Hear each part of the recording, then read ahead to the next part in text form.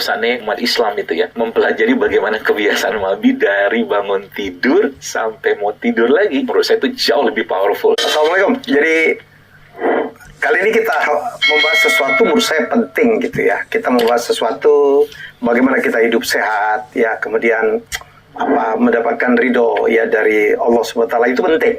Dan ada unsur kesehatan, menjaga kebugaran semuanya. Dan tamu saya sangat istimewa, seorang dokter, tapi sudah nggak punya tempat praktek khusus lagi katanya, Dr. Zaidul Akbar. Assalamualaikum. Assalamualaikum warahmatullahi wabarakatuh, Pak Elmi. Dari Jambi ternyata. Betul sekali. Wong Jambi. Wong Jambi. Sama-sama wong gitu. Gitu. Ada tuh dokter umum ya? Aslinya dokter umum. Wah. Dokter umum. Jadi kalau Anda, Pak Dokter, mendeskripsikan siapa sebenarnya Zaidul Akbar, menurut Pak Zaidul apa ya? Saya itu ya kalau bahas mungkin kayak panjang ya bahas. Tapi kita punya petaring per malam lah. Sebuah perjalanan hidup saya, Zaidul Akbar itu ketika beliau sosok ini katakanlah ditakdirkan Allah belajar kedokteran.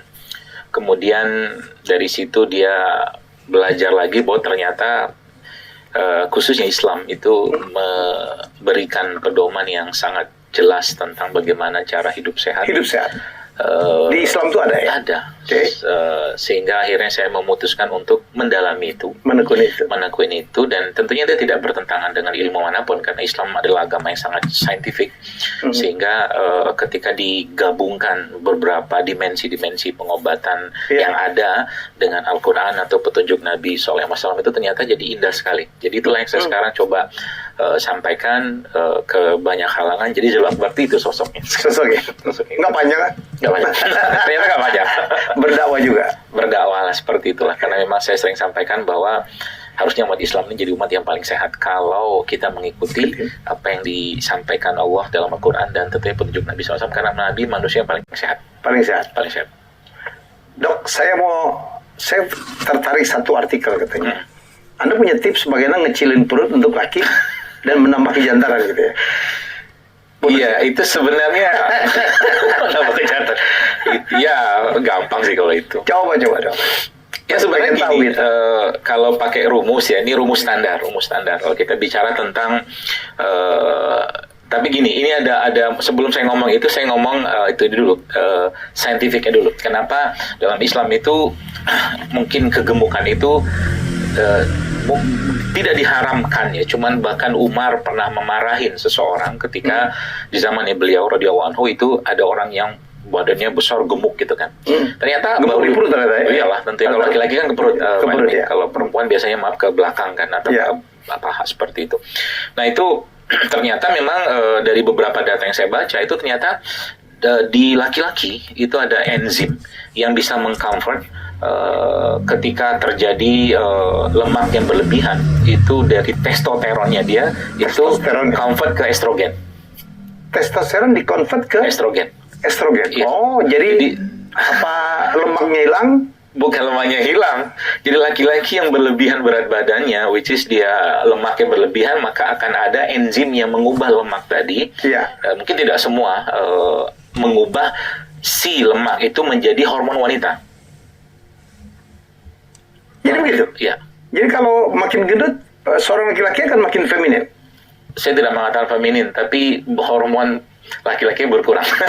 Tapi testosteron itu ada katanya ada skalanya, Dok ya? Iya, ada testosteron. Makanya testosteron itu ya dia sebenarnya bukan cuma hormon laki-laki saja. Makanya kalau Al-Quran menyebutkan tentang testosteron itu hormon kejantanan kan?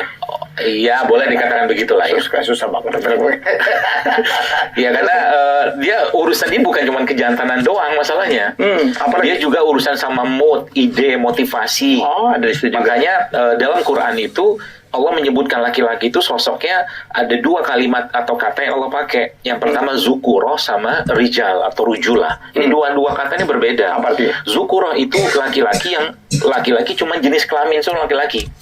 Tapi kalau rijal dia satu komplek lelaki dengan komplit paket kejantanannya ada, paket pemimpinnya ada, paket apalagi idenya. Pantas orang Jambi banyak namanya Rijal ya.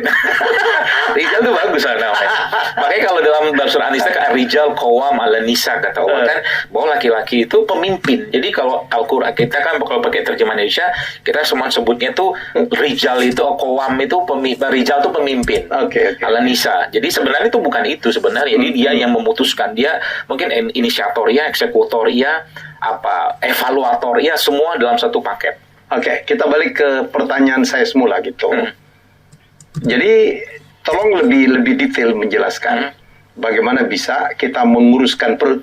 Saya lumayan agak kurus nih, saya turun 10 kilo ya. Ya, dan kemudian menaikkan hormon testosteron.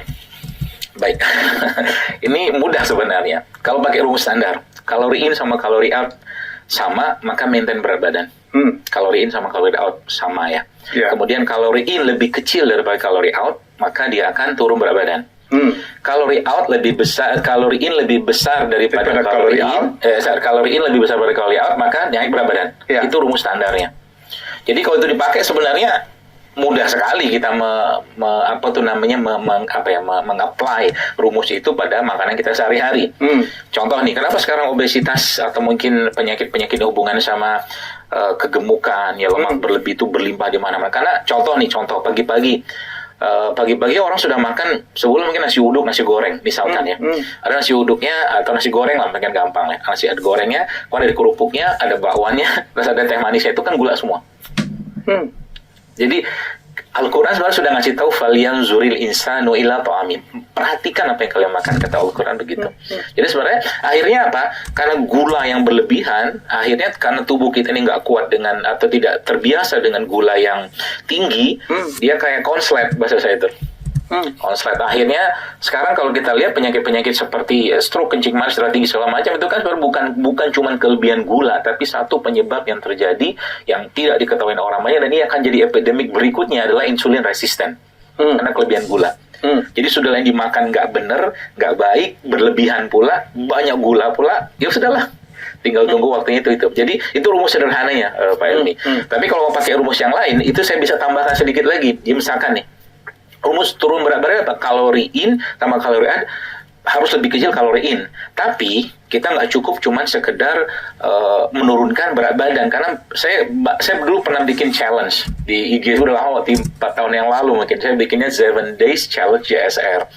Itu turunnya gampang banget, seminggu doang. Tapi itu agak drastis turunnya. Saya bilang kalori itu kita batasin. Jadi kalau mungkin bahasa itu very low calorie diet gitu kan. Seperti itulah. Kemudian setelah kurus terus mereka mau ngapain? Nah di sini akhirnya kita belajar lagi, masuk lagi. Sebenarnya kalau sudah masuk begitu, ketika kalori in lebih kecil daripada kalori out, maka pasti turun berat badan. And then bagaimana supaya dia tetap bisa punya power? Masukin protein. Jadi masukin protein, sayurnya masuk, dan karbonya kita kurangi, udah selesai itu. Daging masuk, sayur masuk, kalori kita batasin, nasi apa segala macam itu, ya dia akan maintain itu kan, akan memperkuat massa otot. Nah, memperkuat massa ototnya apalagi tambah lagi dengan namanya resistant training, exercise ya, semacam barbell apa mungkin push up, squat segala macam, sifat menggunakan berat badan atau mungkin alat, itu lebih seru lagi, lebih dahsyat lagi untuk mengobati insulin resisten tadi. Seperti itulah kurang lebih. Itu rumus sederhananya. Jadi kalau mau turun berat badan, ngurangi lemak, ya sudah. Gampang. Cuman yang susah apa? Yang susah tuh mengontrol nafsu. Nafsu makan terutama. Nafsu, karena Al-Quran tuh menyebutkan tentang makanan itu setelah kata-kata kalimat halal dan thayyib itu ada kata-kata wala tattabi'u khutuwati syaitan, jangan ikuti langkah-langkah syaitan. Jadi dalam makanan minuman kita tuh ada yang bercokol di situ. Emang setan banyak makan? Penyebab salah satu lemahnya iman adalah banyak makan. Digodain setan. Makanya kan saya pikir setan banyak makan. Setan kayaknya dia banyak puasa. Tergantung kita kasih makan dia atau tidak. Seperti itu. Oke, jadi menarik juga ya. Jadi sebenarnya, apalagi barangkali ya Dokter Zaidu bisa menggambarkan kebiasaan-kebiasaan Nabi gitu, yang bisa kita teladanin supaya kita hidup sehat, Dok. Saya baca buku Atomic Habits, mungkin Pak baca juga lah. Atomic Habits, itu buku baru. karangan seorang penulis di Amerika. Dia kalau nggak salah non muslim. Saya baca buku itu, termasuk juga apalagi itu ya, tentang kebiasaan gitu kan. Kemudian saya coba cerita buku ini awalnya, dia ini pemain baseball. Kemudian setelah dia satu kali permainan SMA masalah awalnya itu, kemudian stick baseball itu kena kalau nggak salah kepala beliau. Penulis buku ini saya lupa namanya siapa itu. Akhirnya dia bisa survive intinya dengan kondisinya sangat parah. Akhirnya tulis buku itu, Atomic Habit itu. Oke. Dia menceritakan tiny habits, dia bilang will change everything, dia bilang. Sedikit perubahan kebiasaan itu bisa mengubah segalanya. Saya bilang ini kalau seandainya umat Islam itu ya mempelajari bagaimana kebiasaan Nabi dari bangun tidur sampai mau tidur lagi. Itu spesifik dia memberitahu tentang kebiasaannya Nabi. Contoh ya. Nah, spesifik dia menyebut Nabi Muhammad. Oh enggak di situ enggak sebutin. Cuma saya ini bicara, saya mau convert aja ke bagaimana kebiasaan Nabi Muhammad. Sama dengan di buku itu. Jauh lebih powerful lah, Nabi punya cerita. Apa kebiasaan? Salah satunya dalam buku itu dia bilang mulai misalkan kita menyusun. Ini buku Tiny Habit ya, Atomic Habit itu. Dia bilang kalau ketika Anda di rumah coba susun itu. Sendal berantakan itu tiny, dia bilang. Tapi itu bisa mengubah banyak hal, kata dia begitulah. Nah terus saya mencoba menjadi lebih sehat, bukan jiwanya lebih tenang. Kata dia begitu. Kemudian kita bisa punya ide bagus lagi segala macam. Saya bilang dalam hati saya gitu kan, kalau seandainya kita tahu bagaimana kebiasaan Nabi, mulai dari bangun tidur sampai mau tidur lagi, menurut saya itu jauh lebih powerful. Contoh nih, ada satu buku saya baca tentang kitab tidur. Kitab tentang tidur, hampir 500 halaman buku itu, menceritakan dahsyatnya tidur. Dahsyatnya tidur itu, apa yang terjadi pada tidur itu sebenarnya, growth hormonnya, kemudian repairing sistemnya, metabolisme tubuh kita tuh diperbaiki semua sama Allah waktu tidur. Ini kan sebuah rahmat dari Allah tentunya. Contoh begini ya, kalau kita mungkin diberikan sesuatu, maka kita biasanya beradab luar biasa terhadap sesuatu yang besar itulah misalkan.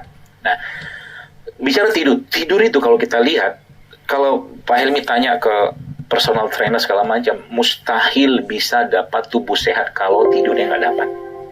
Tidurnya kurang, mustahil. Berapa jam sih dong? Kalau saya baca itu beberapa menyebutkan 6-8 jam. Nah, itu yang dilakukan Nabi kan, Nabi makanya tidurnya habis sisa.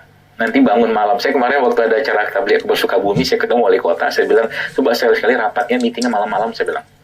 Karena itu waktu terbaik. Otak kita tuh lagi fresh banget. Nanti dimulai dari tidurnya agak cepat ya, saya bilang begitu. Bangun tengah malam bangun tengah malam. Jadi kalau mau bikin ide, bikin tulisan segala macam, bangun tengah malam.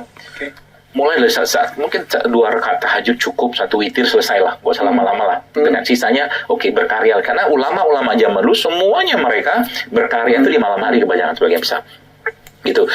Jadi begitu. Jadi dan ternyata begini, karena luar biasa yang Allah berikan waktu tidur itu kayak tubuh kita ya, repairing, resetting, semua sistem yang sifatnya bermasalah itu sama tidur itu diperbaiki. Maka Nabi beradab luar biasa dengan tidur. Beradab maksudnya apa? Nabi itu membaca doa yang banyak sekali menjelang tidur. Menjelang tidur. Mulai dari baca 2 ayat terakhir Al-Baqarah, Ali Imran, Al-Ikhlas, ini mungkin bentuk kita beradab dengan tidur itu gitu. Sehingga tidurnya itu menjadi tidur yang nyenyak. Kalau orang bilang sekarang deep sleeping lah, mungkin lah seperti itulah. Makanya beberapa riset pun juga menunjukkan bahwa ternyata orang yang tidur dengan mematikan lampu saja, itu efeknya berbeda dengan orang yang tidur dengan tidak mematikan lampu. Itu yang pertama. Termasuk juga kalau mau tidur, mau sehat, jangan ada wifi hidup malam. Jangan matikan. Kalau bisa semua gelombang elektromagnetik waktu kita tidur tuh dimatikan semua. Kalau mau dapat tidur yang benar. Gitu, seperti itu salah satu contohnya tidur. Nah, bicara testosteron, estrogen, semua di tidur tuh di recovery semua atau mungkin di resetting semua sama Allah. Seperti itulah. Makanya bangun tidur kita baca doa. Doanya apa? Alhamdulillah kan gitu kan. Alhamdulillahillazi ahyana bangun tidur kan. Karena bilang alhamdulillah. Tadi malam ruh kita diambil tapi jantung kita masih jalan. Baru semua bisa jalan gitu. Seperti itulah. Dan itu tadi kalau bicara testosteron, tadi kalau laki-laki yang tidurnya kurang, testosteronnya tidak mungkin stabil dan normal. Tidak mungkin termasuk juga perempuan. Itu. Ada posisi tidur yang direkomendasikan seperti apa ya, Dok? Kalau Nabi ngajarkan tidur di sisi kanan, Pak Elmi. Jadi tidur kita tuh miring di sisi kanan, jadi jantung tuh di atas. Jadi jangan nindihin jantung ya. Iya, ya, jadi jantung di atas sehingga beban jantung nggak berat. Jadi tidur pun ternyata itu caranya Nabi tidur. Jadi kita ke kanan gitu, miring ke kanan. Dan itu telentang juga nggak boleh. Nggak telentang masih dibolehkan, yang dilarang itu tidur tengkurap. Karena itu beban biasanya semua. Jadi kan semua beban jatuh ya ke apa dada semua itu nggak boleh. Atau ngadep ke kiri. Kenapa? Atau ngadep ke kiri. Ngadep ke kiri menghimpit jantung ya. Iya, jantung kan otomatis kan di bawah kalau kiri kan. Jadi darah semua ke sana. Jadi dengan kondisi jantung di atas tuh lebih ibaratnya gravitasi kan. Lebih gampang dia mengalirkan darah ke berbagai saluran pembuluh darah seperti itulah. Apalagi dok? Adab tidur. Iya. Ya tadi doa ya, kemudian ada berdoa, kemudian posisi tangan. Nabi terus begini ya. Iya, Nabi terus. Jadi nanti kakinya itu kan nanti kayak bersilangan gitu loh Pak Elmi. Bersilangan, jadi kalau posisi kita tidur kanan kan berarti kaki kanan tuh nanti nyilang kaki kiri lah, seperti itulah. Kaki kiri nyilang kaki kanan seperti itu. Oh, disilang begini?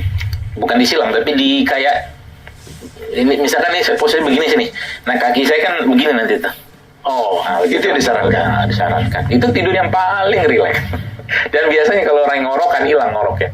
Karena kan nggak ada tekanan atau mungkin nggak jatuh itu si lidah itu ke saluran napas. Ngorok nggak ngiler ya kalau ngiler ya. Seperti itu salah satu itu. Kemudian kalau saya biasa saya tambahkan dengan apa yang saya pelajari tentang dunia mungkin tumbuhan herbal itu. Jadi saya pernah ketemu satu produk dari Amerika. Produk ini dia sebutnya, saya lupa namanya itu apa. Tapi dia katakan dia sebutkan master hormon, dia bilang. Master hormon. Saya bilang apa gitu kan. Cek. Ternyata dia sebutkan cuman dia intinya tuh black kurkumin. Ternyata saya semacam kunyit, tapi saya cek lagi ternyata cuman black seed, habatus sauda. Jadi habatus sauda salah satu biang hormon, mereka sebutnya begitu. Yang itu biasanya saya sarankan kalau malam itu kan nggak ada makanan lagi masuk, kemudian kita dengan mengkonsumsi yang master hormon tadi itu, kalau versinya Nabi ya, dalam artian Nabi mengajarkan makan habatus sauda misalkan. Itu sebelum tidur tuh makanlah itu dulu, mungkin ya 3 kapsul, 2 kapsul cukuplah. Membantu membersihkan itu. Makanya itu adab yang kesekian. Kalian balik lagi, sering saya sampaikan, malam itu bukan waktu untuk banyak makan. Ya, Nabi pun kebanyakan tadi habis sisa beliau tidur kalau nggak ada urusan keumatan. Jadi seperti itulah. Itu salah satu adabnya itu jangan banyak makan waktu tidur kalau mau sehat. Karena makan di malam hari dengan jumlah kalori yang sama dengan kita makan di siang hari, efeknya ke tubuh badan beda, maaf. Menjadi lebih gemuk katanya. Oh iyalah, sangat. Nggak sempat diproses secara sempurna. Iyalah, orang tubuh, karena dalam Quran Allah sudah bilang waja'alna laila libasa, kami jadikan malam itu istirahat, kata Allah. Maka jangan banyak-banyak memberatkan badan. Nah gitu, seperti itu. Oke, bangun tidur apa adabnya? Bangun tidur adab yang biasa diajarkan Nabi membaca doa alhamdulillazi ahyana ba'da matadana, dan itu doa motivasi menurut saya. Contoh gini, kita mungkin ada mahasiswa itu dikasih tahu bahwa nanti 3 hari lagi kamu ujian ya. Ujian ini akan menentukan masa depanmu. Pasti mahasiswa itu akan bersiap-siap. Seperti itulah. Nah, kata-kata dalam doa bangun tidur itu menurut saya itu menarik. Kenapa? Kalimat yang terakhir di situ Rasul mengajar wa ilaihin nusyur, kata Rasulullah, dan kepada Allah kami akan dikembalikan. Artinya mukmin itu dari awal bangun tidurnya dia sudah punya motivasi bahwa dia akan ketemu Allah, dia harus mempersiapkan ketemu dengan Allah. Makanya kalau dia mentadaburi doa bangun tidur saja, harusnya menjadi muslim yang powerful, punya semangat, punya ide segala macam. Kamu ketemu Allah kok, mempersiapkan amal kebaikan segala macam seperti itu. Nah, itu membaca itu. Kemudian Nabi membaca beberapa ayat terakhir surat Ali Imran yang bunyi itu Rabbana ma khalaqta hadza batila subhanaka faqina azab, seterusnya. Tuh. Kemudian Nabi bersiwak. Siwaknya menarik menurut saya kalau dibahas sedikit. karena waktu Nabi mau meninggal, yang diminta Nabi itu 2, air sama siwak. Air putih untuk membasuh sebagian, sehingga saya kemarin lagi siwak itu jelas banget disebutkan dalam hadis-hadis sahih bahwa Nabi itu ketika mau meninggal minta siwak untuk membersihkan mulut beliau. Makanya hadis-hadis tentang siwak itu sangat besar, sangat banyak, atau sangat kuat lah. Saya kemarin ketemu dengan seorang sahabat teman yang dia gara-gara siwak jadi profesor. Oh iya? Iya. Saya kemarin, insya Allah nanti tanggal berapa tuh diundang acara pengguru besar siwak itu, saya ketemu sama beliau di Turki. Dia presentasi siwak di Turki. Siwak itu kan dari ranting pohon gitu ya? Kayu Arak namanya. Kayu Arak. Hanya ada di... Iya, setahu saya. Kayaknya di Timur Tengah. Timur Tengah. Dan semua kandungan pasta gigi ada di siwak. Dan ternyata kalau kita buka lagi, kenapa Nabi sampai luar biasa memperhatikan kesehatan mulut? Ternyata mulut ini urusannya sama jantung, sama otak. Jadi kalau mau pintar, banyak-banyaklah urusan bersiwak-siwak begini. Gitu ya? Dan ada satu penyakit di jantung, Pak Elmi, yang kita sebutnya endokarditis infektif. Itu bisa disebabkan oleh karena oral hygiene yang buruk. Ada. Jadi gara-gara gigi buruk, itu jantungnya bisa infeksi. Buruk dalam arti apa, Dok? Infeksi, karies, mungkin banyak karangnya, tidak bersih segala macam. Kan salah satu indikator mulut yang tidak bagus hygiene itu kan biasanya bau mulut. Itu kalau saya tarik lagi ke belakang lagi, biasanya perutnya pasti masalah. Orang yang bau mulut itu perutnya pasti masalah. Fermentasi di perut itu nggak benar. Nyambung ya? Nyambung semua. Jadi tubuh kita connected semua kan. Terhubung dari ujung kepala ke ujung kaki. Orang ini sistem ya? Sistem. Jadi nggak bisa mandang manusia itu sebagai satu part by part. Nggak bisa dia. Nggak bisa. Seperti itulah. Bahkan urusan me time pun dalam Islam diatur. Me time. Kan kita perlu meditasi, merenung sendiri, kontemplasi lah ya. Itu dalam seorang ulama namanya Wahab bin Munabi, dia menceritakan begini, kalau Anda mau mempergunakan akal Anda dengan baik, kata dia, maka bagilah waktu dalam hidup Anda itu 4. Apa aja, Dok? Yang pertama, waktu bermunajat kepada Allah, ngobrol. Sholat, doa ya. Doa. Tapi ngobrol itu bukan sekedar ngobrol. Kita kan sering kadang-kadang ritual, bukan ritual, kayak regularitas saja gitu, tapi nggak ngobrol. Cenderung karena udah terlalu sering dari kecil gitu. Jadi ngobrol, benar-benar kayak ngobrol gini. Ya Allah, aku tuh pengen banget begini ya Allah. Boleh nggak ya Allah? Masuk betul ya? Masuk betul. Sebagaimana doanya Nabi Zakaria ketika beliau banyak orang muda kan reguler aja ya? Itu reguler. Jadi dari kecil begitu. Kalau bahasa kita, kalau saya sering buat nggak ada vibes-nya. Nggak ada soul-nya lagi. Nggak ada soul-nya. Iya. Ngobrol lah sama Allah. Apa yang kita mau tuh kasih tahu sama Allah. Kasih tahu aja. Kayak Nabi Zakaria itu waktu umur 90 tahun kan mau dikasih anak sama Allah. Dengan usia istri 70 tahun, saya nggak sadar. Yang dia keluhkan apa?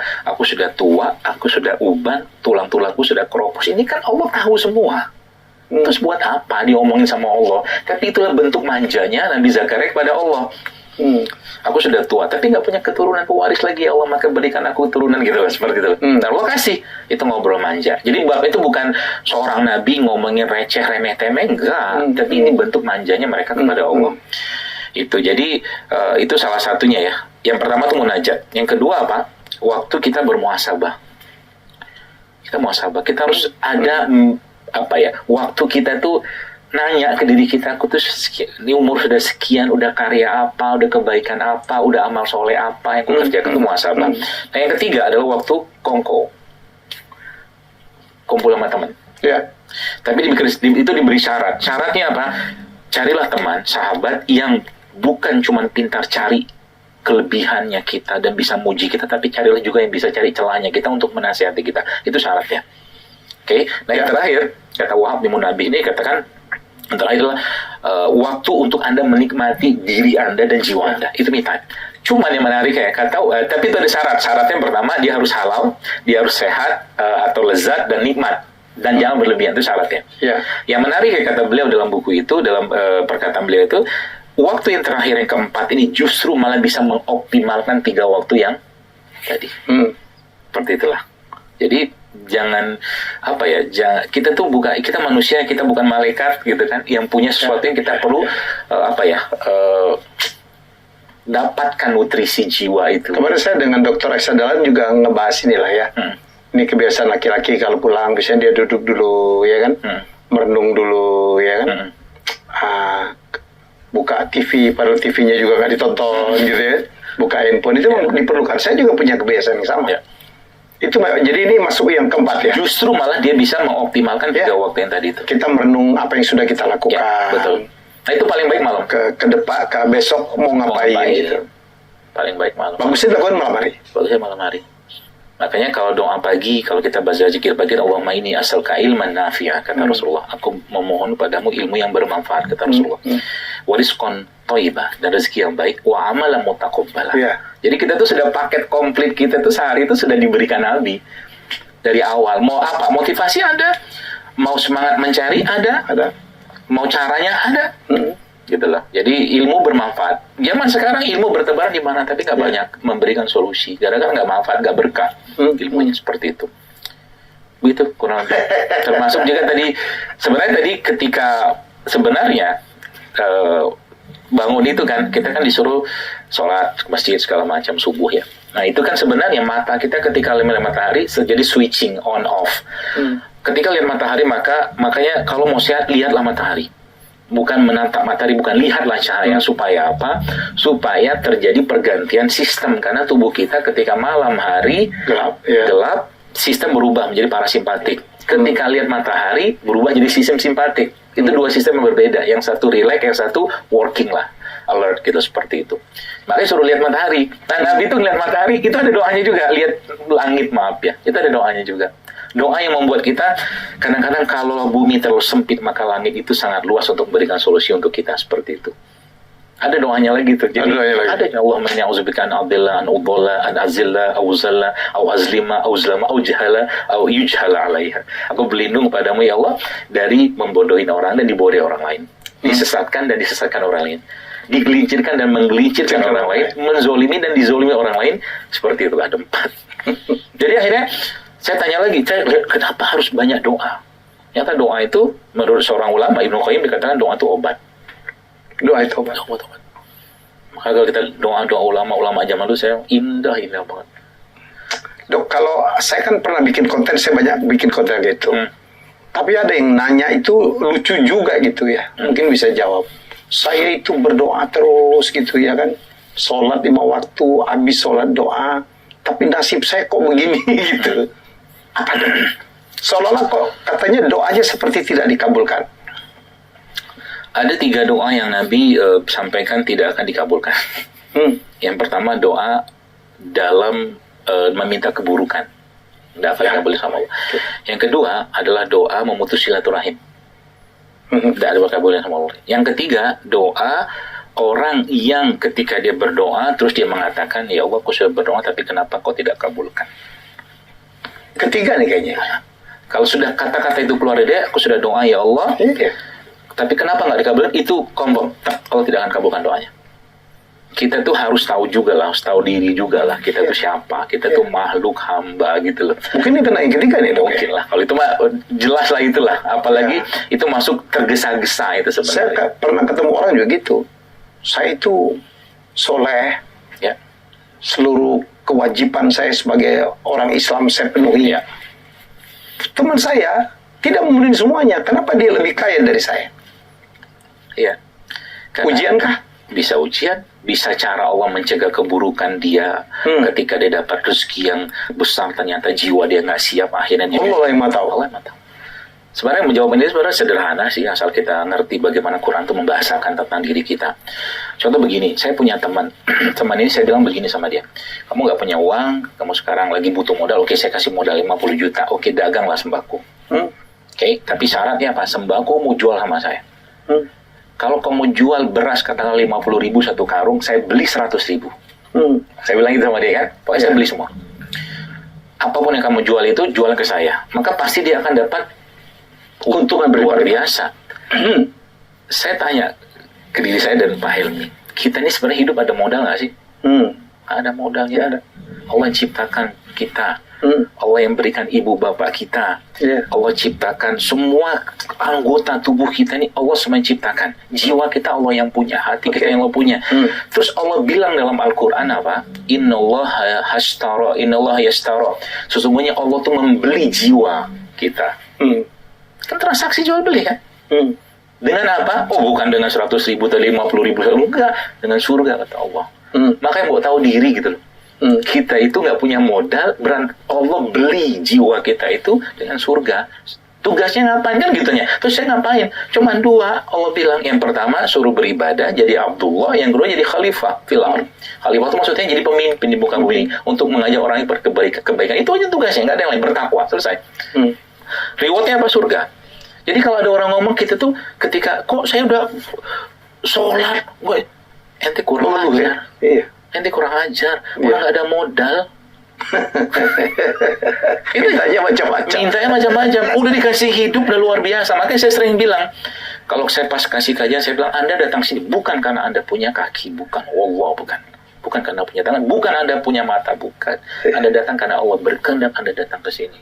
Bukan karena punya mobil juga. Bukan karena. Banyak orang yang contoh mungkin punya mobil tapi Allah nggak gerakkan. Iya, situ aja. Banyak orang kayak naik haji kan. Bu itu udah jadi cerita umum sekali itu kan.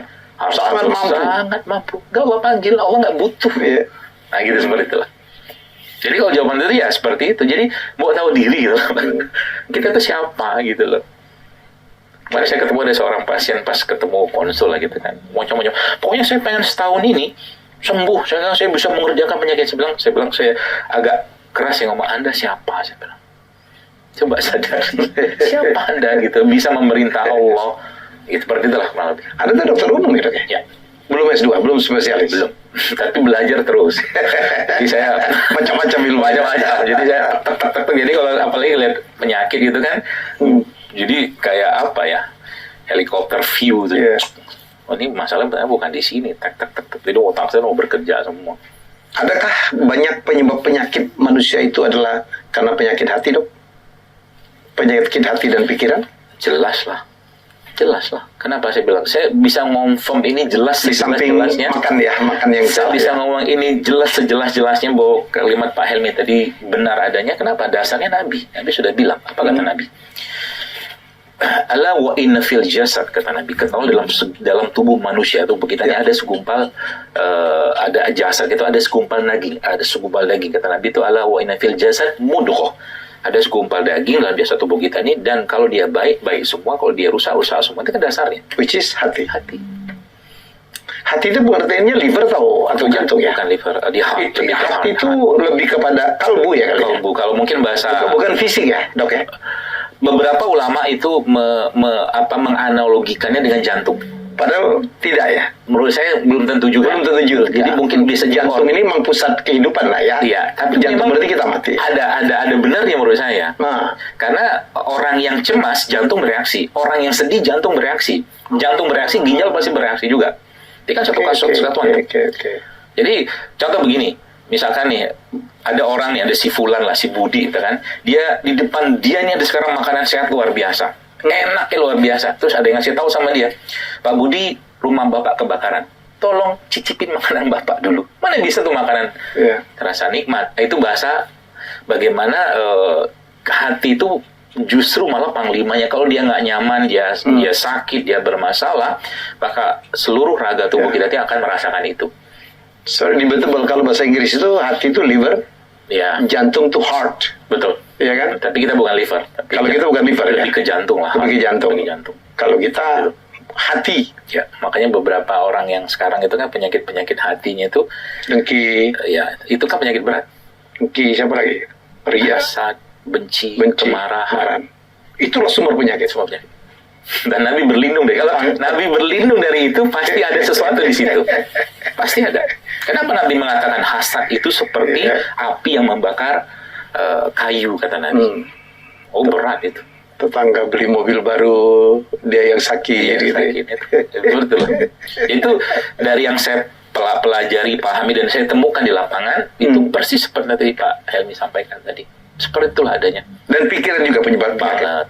Orang lagi punya masalah, sakit semua. Gitu ya, ya. Makanya kalau lagi-lagi kan ketika orang nggak tenang, stres segala macam, itu kan lawannya kan tenang. Nah, menariknya Pak, kalau kita baca dalam Quran, dalam surat Al-Fath, ingat saya itu, Allah mengatakan, dialah Allah wallazi anzala sakinah, kata Allah. Dialah Allah yang menurunkan ketenangan. Kalimat di situ yang Allah pakai, menurunkan ketenangan. Jadi ketenangan itu bukan sesuatu yang kita dapat, bukan. Dia diturunkan. Siapa yang menurunkan? Allah kan gitu kan. Wallazi anzala sakinah. Jadi di mana ketenangan itu didapatkan? laisa fi ard walakin fis sama. Jadi ketenangan tuh nggak bisa didapatin di bumi, nggak bisa di langit letaknya. Makanya kalau nggak bisa mengakses langit, menurut saya nggak berhubungan dengan langit, ketenangan yang kita dapatkan itu akan ketenangan semu saja, ketenangan semu aja. Dia pergi healing, dia pergi liburan, balik-balik sama aja. Karena dia tidak mendapatkan ketenangan itu, dan Allah tidak memberikan dia ketenangan itu. Dan itu kunci semuanya. Cuma dipinjemin aja kalau dia. Bentar aja, lihat, nyaman, nggak bisa. Emang sekarang banyak kan anxiety. Nah itu nanti anxiety ya. Kan penyakit kan mental illness. Oh, dia kayak dulu tuh nggak ada penyakit itu. Kenapa? Karena manusia makin kompleks dan makin jauh dari hubungan yang overthinking. Iyalah salah satunya. Yang nggak perlu dipikirin. Dan itu ada kaidahnya. Kata Nabi, salah satu cara atau salah satu indikator iman yang baik adalah tidak ikut campur urusan orang lain. Jangan cewek-cewek. Ya, seperti itulah. Jadi sekarang tangga sebelah kita makan apa, pagi siang malam kita bisa tahu. Ngapain gitu loh. Jadi semakin banyak kita tidak tahu urusan orang lain, semakin damai hidup kita. Itu yang pertama. Yang kedua, semakin tidak banyak kita ikut campur. Itulah kurang lebih. Lebih damai. Nggak usah ribut urusan orang. Kalau mau sehat itu jaga makananmu, jaga pikiran. Yang paling utama jaga perasaanmu ya. Jaga hatimu, jaga jiwamu. Ya. Sebenarnya raga itu yang terakhir. Sebenarnya. Kalau sering saya membagi manusia itu menjadi tiga fase? Bukan tiga fase, tapi tiga leveling lah ya. Ini leveling langitannya, leveling jiwanya atau hatinya, ini leveling raganya. Raga itu paling rendah sebenarnya. Nah, yang justru malah nutrisi yang kita perlu berikan itu di dua ini tadi. Terutama pikiran. Clear mind ya. Positive thinking. Betul. Makanya dilarang menggunakan jika maka. Iya. Dilarang. Dalam Islam itu kan kita dilarang menggunakan jika maka. Nanti kalau begini gimana? Itu jika maka. Itu kan overthinking begini kan. Nanti lama-lama apa? Deg segala macam. Padahal apa?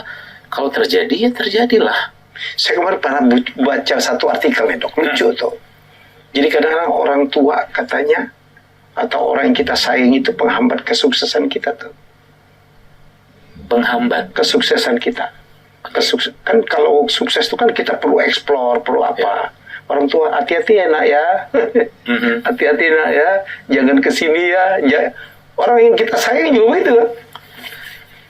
Yang nulis artikel siapa? Saya. Tapi jangan-jangan dia gitu. Jadi kan terutama anak muda tuh kan harus explore ya. Yang baik-baik lah ya. Tapi hati-hati loh. Hati-hati nyebrang jalan. Hati-hati jangan pakai ini, jangan pakai itu. Jadi ngebatasin manusia untuk juga mencoba hal-hal baru barangkali. Saya kira mungkin saya agak kurang sepakat dengan kalimat itu karena bagi saya apalagi doa orang tua sih ya. Orang tua ya. Itu kan masuk doa babnya. Jadi doa babnya. Jadi tergantung persepsi anak itu. Jadi ketika hati-hati anaknya segala macam, saya kira mungkin kalau anak itu sudah dibiarkan keluar itu sudah diberi kebebasan. Cuman kita tahu sekarang jangan sini loh. Itu mungkin bentuk doa mereka pada anak-anak itu. Tergantung persepsi juga. Katanya ini juga ya, aktif di pengobatan bekam juga ya. Ketuanya.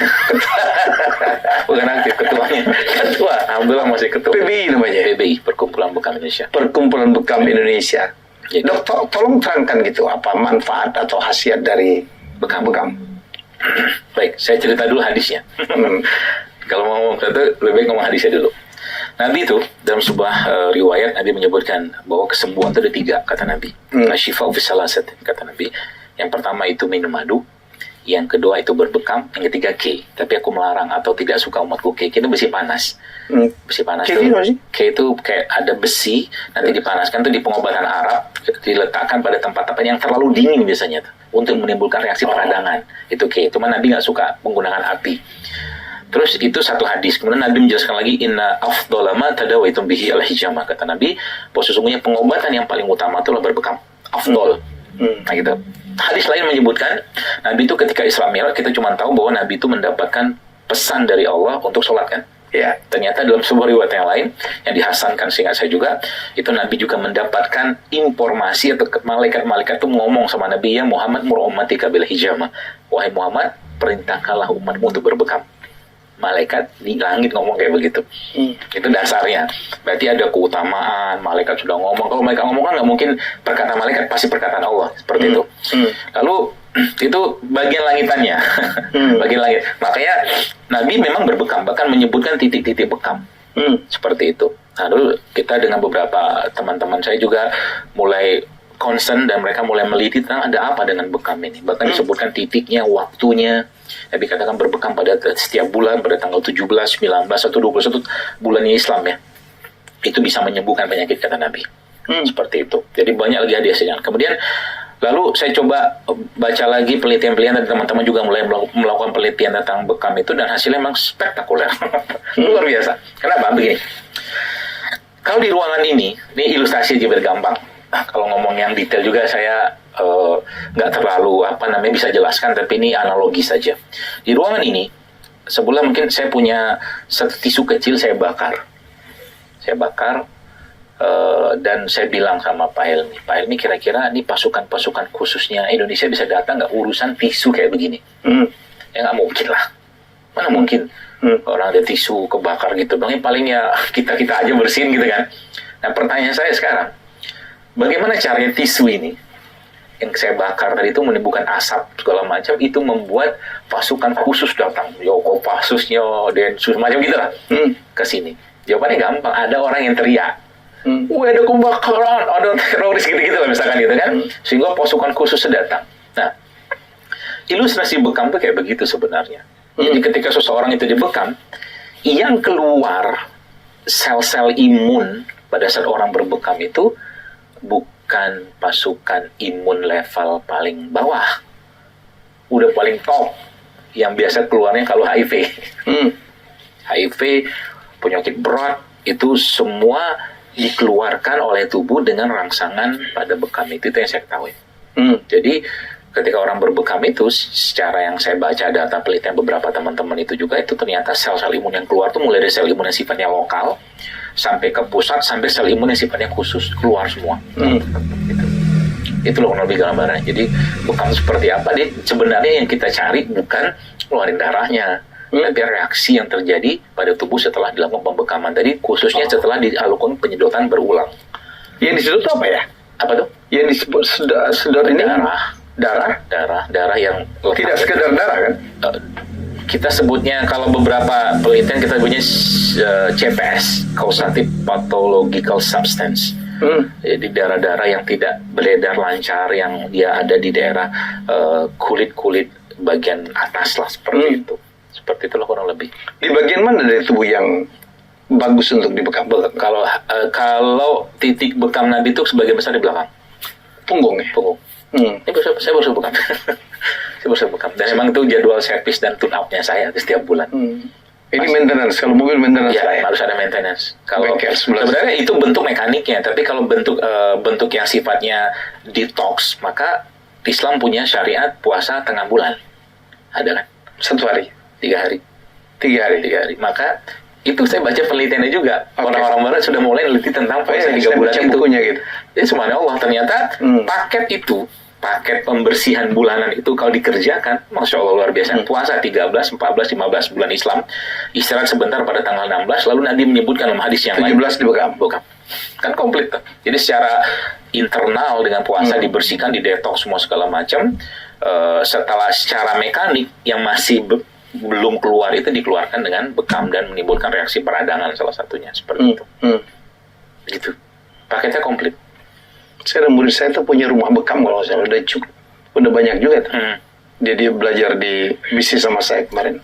Udah banyak juga dijual franchise cukup berkembang ya sekarang pengobatan bekam. Karena ya masyarakat kan semakin pengen tahu ya bentuk pengobatan di luar yang ada lah, seperti itu, sehingga ya bekam ini salah satu pilihannya sebenarnya. Mudah. Saya sering sampaikan ya, kalau saya kadang-kadang istri kalau lagi sakit apa segala macam, tengah malam gitu lagi pusing, saya bekam aja. Bukan sendiri. Sendiri. Ya harus bisa lah, masa ketuanya nggak bisa.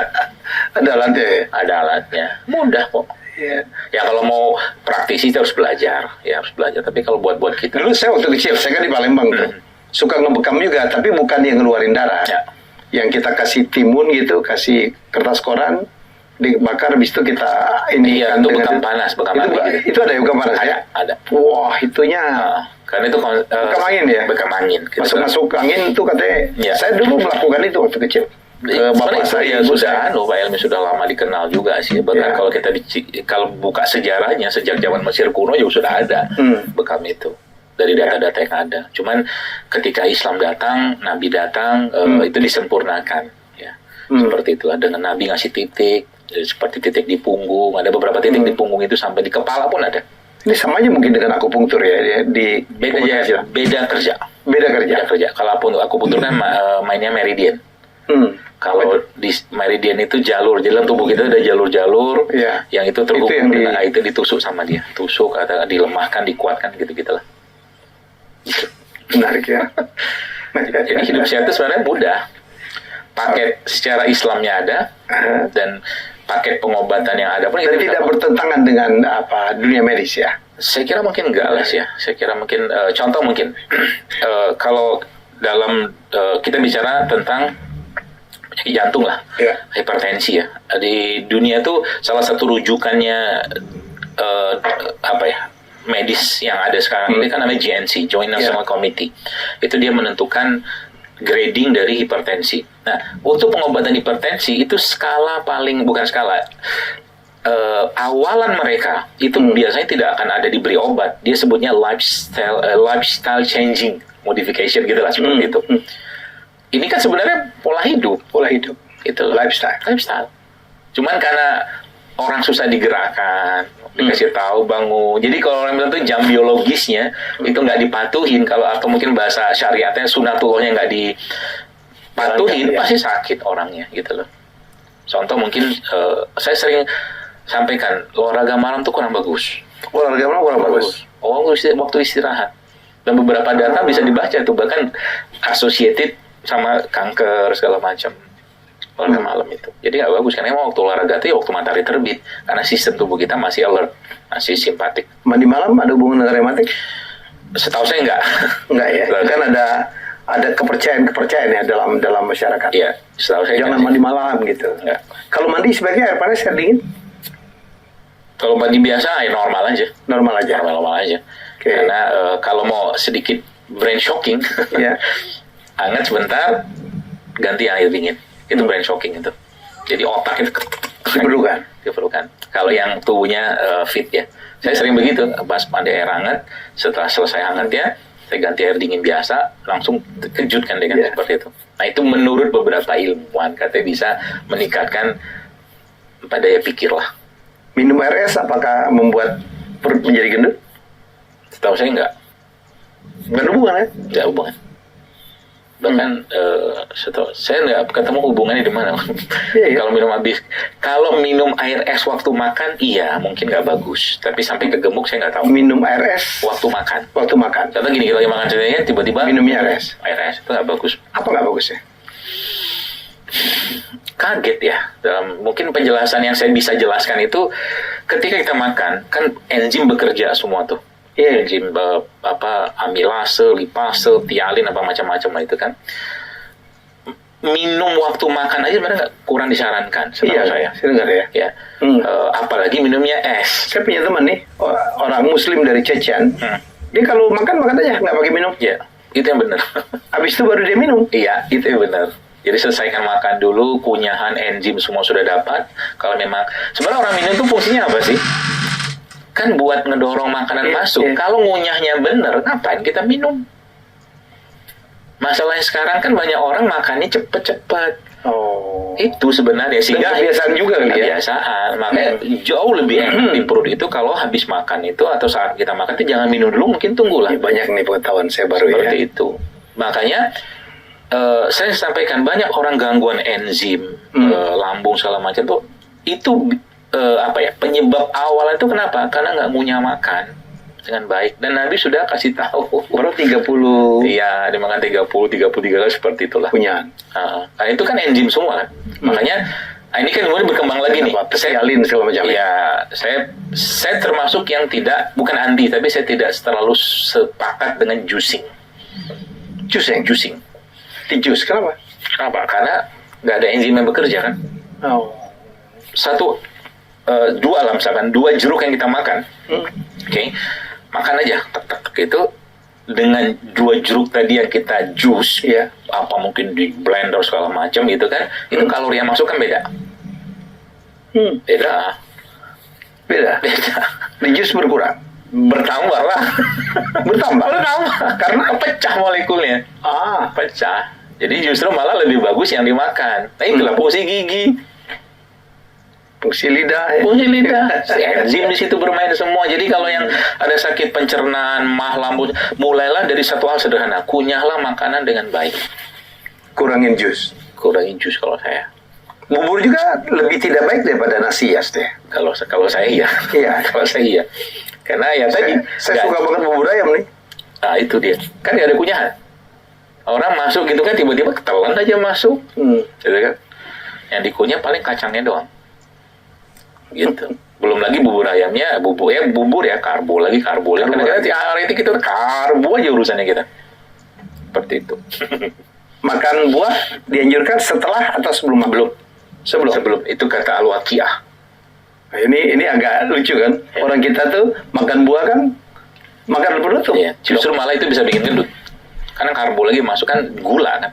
Justru malah gula enzim itu harus sebaiknya di awal. Di awal. Makanya Korea punya style kimchi dulu kan. Kimchi dulu kan enzim, fermented food kan. Justru malah bagus. Makanya beberapa video saya tentang tempe itu ya viral di mana-mana, makan tempe. Tadi saya ditanya ini perlu apa, demo nggak usah lah, saya bilang waktu nggak cukup. Tapi ya maksud saya itu tempe itu the best food di negeri ini, salah satu menurut saya.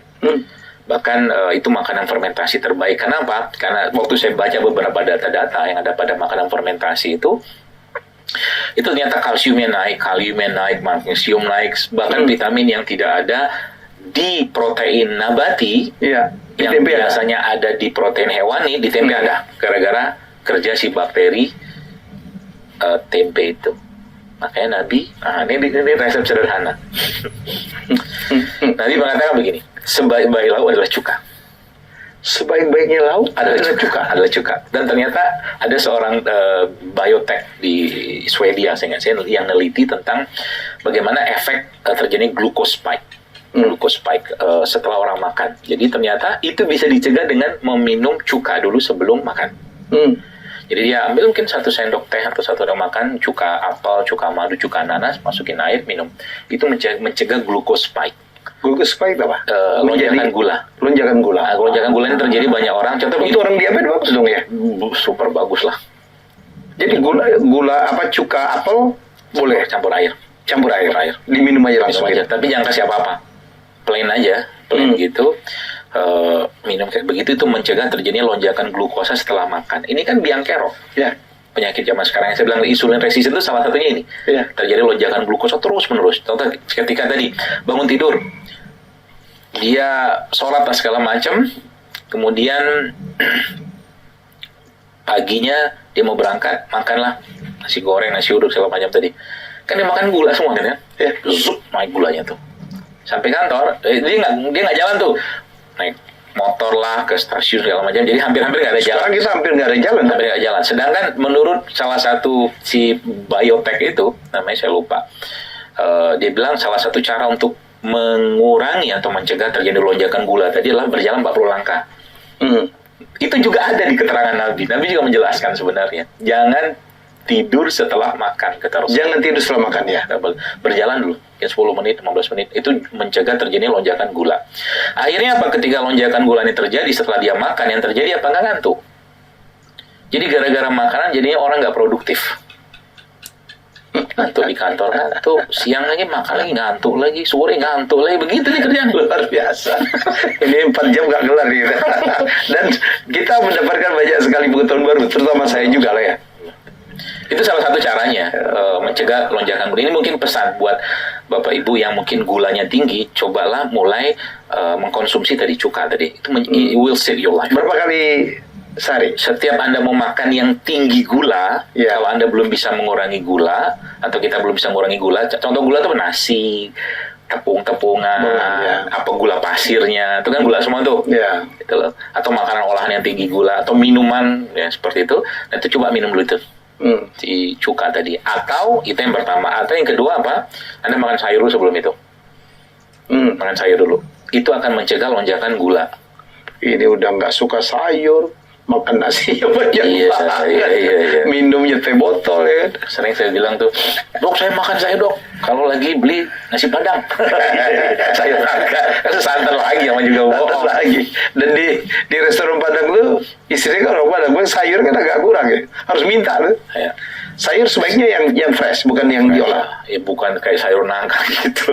Saya bilang sebenarnya orang Padang tuh tidak ada masalah dengan makanan Padang, ya cuma beda kita kebiasaan. Orang Padang nyambul habis makan Padang segala macam dia pergi beladang, pakailah sepeda, bawa gerobak segala macam, karbonya kebakar lagi. Sekarang kan enggak, itu masalahnya, makanya rumah sakit stroke dia begitu tinggi. Dan ini banget ya, kita dapat 2 kasus yang obesitas yang 300 kilo, 200 kilo dan begitu dibawa ke rumah sakit meninggal ya. Betul. Itu pola makan, pola hidup segala macam ya, Dok. Pola makan, pola hidup, cara makan udah nggak pasti ada kaitan dengan apa ya, jam biologis, dengan pola pikir segala macam yang dia tidak bisa kontrol. Pasti itu nggak mungkin nggak, karena begini loh, saya sampaikan ke banyak di beberapa kajian apa video saya bilang Allah tuh menciptakan kita untuk jadi hambanya dia, untuk beribadah, untuk jadi khalifah. Nggak mungkin sakit-sakitan kita itu. Pasti harus sehat kan untuk mengerjakan 2 peran itu. Makanya Allah kasih fasilitasnya di bumi ini. Ada apa namanya? Ada air, ada sayur, buah, itu pasti ada. Cuman kita kadang setan tadi masuk di situ. Saya tidak ingin Anda baik. Itu kerjaan setan iblis kan. Kerjanya setan, tugas setan. Itu sebenarnya kalau ditarik lagi ke zaman Nabi Adam, ada lagi ceritanya itu. Apa lagi? Ada. Di Nabi Adam itu. Waktu diciptakan Allah dengan tangannya, Allah sebutkan sebuah riwayat hadis ya. Masih tidur Nabi Adam, belum ada ruh. Iblis masuk, setan masuk ke situ. Masuk ke tubuh Nabi Adam. Ya. Riset dia. Apa yang dia riset? Dia bilang ini manusia ringkih sekali, dia bilang rapuh, dia bilang. Yang pertama. Jadi ada 7 kesimpulan itu. Terus dia bilang lagi apa? Ini manusia akan banyak berurusan dengan perutnya, dia bilang. Oke, itu kata dia yang kedua. Yang ketiga, ini manusia akan banyak berurusan dengan emosinya, syahwatnya, dan lainnya sampai 7 kesimpulan. Saya cuma mengomentari 2-nya aja, perut dan syahwat. Artinya, memang gitu dan terjadi kan.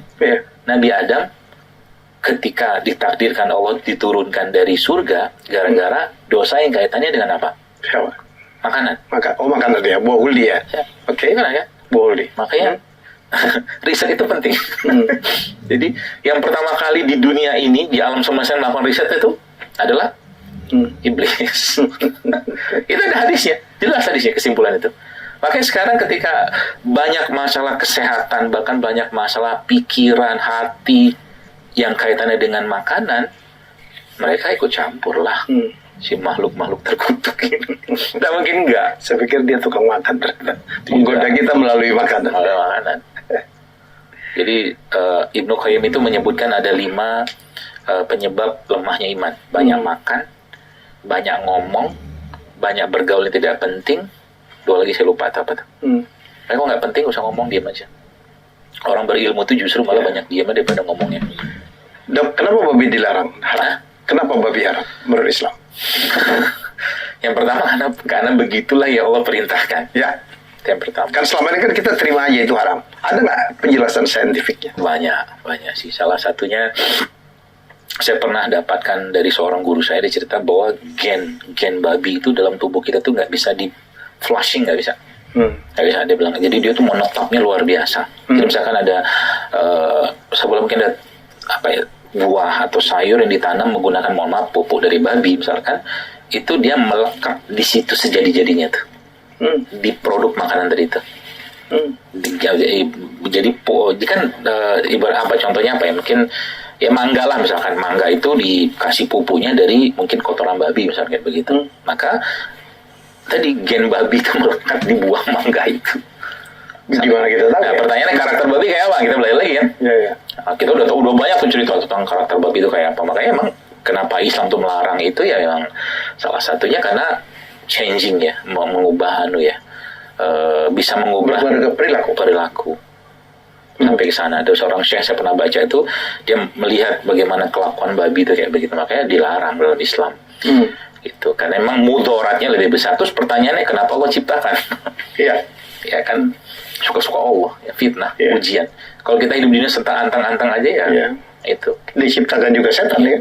Ya, seperti itulah. Jadi memang ya itu, jadi dunia itu fitnah, ujian tuh ya begitulah. Jadi ketika ada sesuatu yang dilarang, sudah tinggalin. Pasti ada sesuatu yang Allah ingin kita tidak jatuh kepada keburukan itu.